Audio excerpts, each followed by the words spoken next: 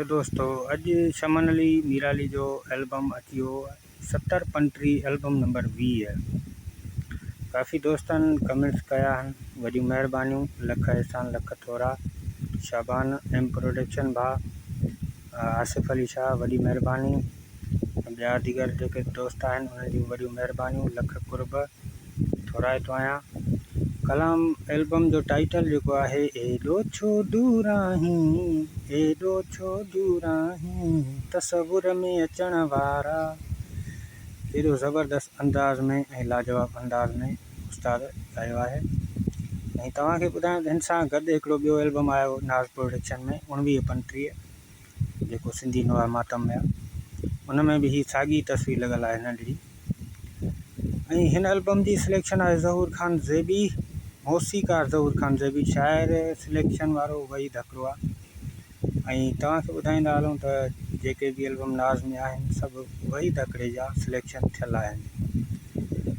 तव्हांखे ॿुधायूं त काफ़ी दोस्त हिन वक्त कमेंट्स कनि था तव्हांजो कमु भलो है, कमु इहो कयो ऐं जारी रखो कम के, चवनि था तव्हांजो कमु भलो है। मूंखे भी ईअं ई लगे तो त ही कमु सही है। काफ़ी दोस्तन के आसानी भी थिए थी।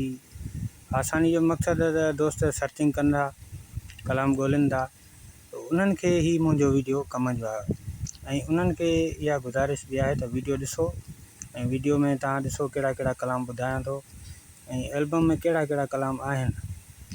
हाणे तव्हां कलाम ॿुधो मूंखे सच चवंदा हा यार मुंहिंजा तूं मूं सां वफ़ा न कंदे। हाणे इहो कलाम कहिड़ी कैसेट में आहे काफ़ी दोस्तनि खे न आहे ख़बर त उहे ॻोल्हींदा रहंदा आहिनि इहो एल्बम कहिड़ो आहे या इन में ॿिया कहिड़ा कलाम भला भला आहिनि। इहो कमु इन जे लाइ रखियो वियो आहे ऐं जीअं दोस्तनि खे ॻोल्हण में आसानी थिए ऐं मुंहिंजो वीडियो ॾिसी करे हू ॻोल्हे सघनि था, एल्बम भी मालूम करे सघनि था, एल्बम जो साल भी मालूम करे सघनि था, शायर कहिड़ा आहिनि उहे भी मालूम करे सघनि था।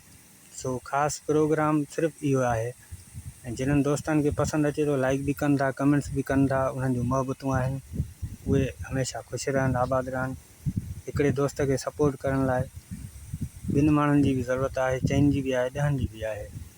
सो कमु स्टार्ट था कयूं। पहिरियों कलाम आहे मूंखे सच चवंदा यार मुंहिंजा तूं मूं सां वफ़ा न कंदे।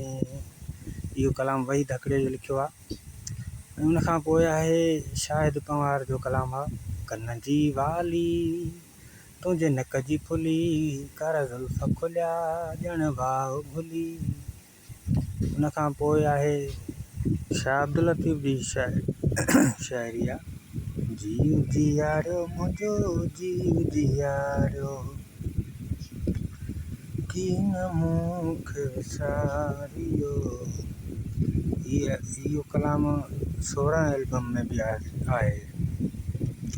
उन खां पोइ शाइरी आहे वही धकड़े जो थर वारनि मारवाड़नि लाइ सुपर हिट गीत लिखे हींअरो बोले हीअं हूंदा लाइ कीअं भारू मुंहिंजा मलीर में सांगी मुंहिंजा मलीर में।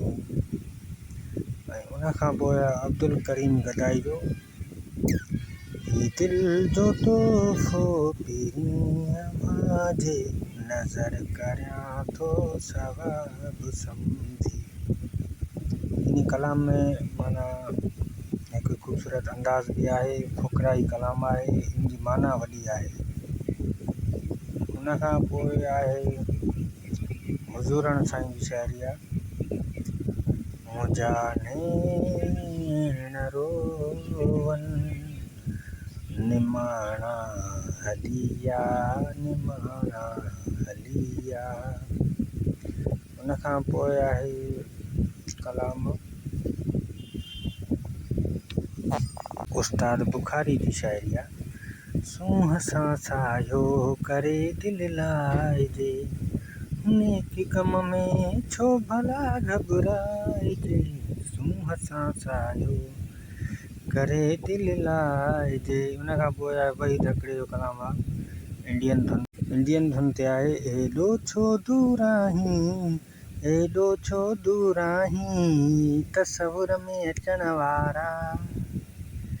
उन खां पोइ आहे बशीर अहमद बुके जो कलाम आहे मुंहिंजा अल्लाह छो मूंखां क्यों जुदा थी जानी आ हैरानी। उन खां पोइ आहे आख़िरी कलाम महबूब जो जे यारो दीदार थी वञे। उम्मीद आहे दोस्तनि खे वीडियो पसंदि ईंदो।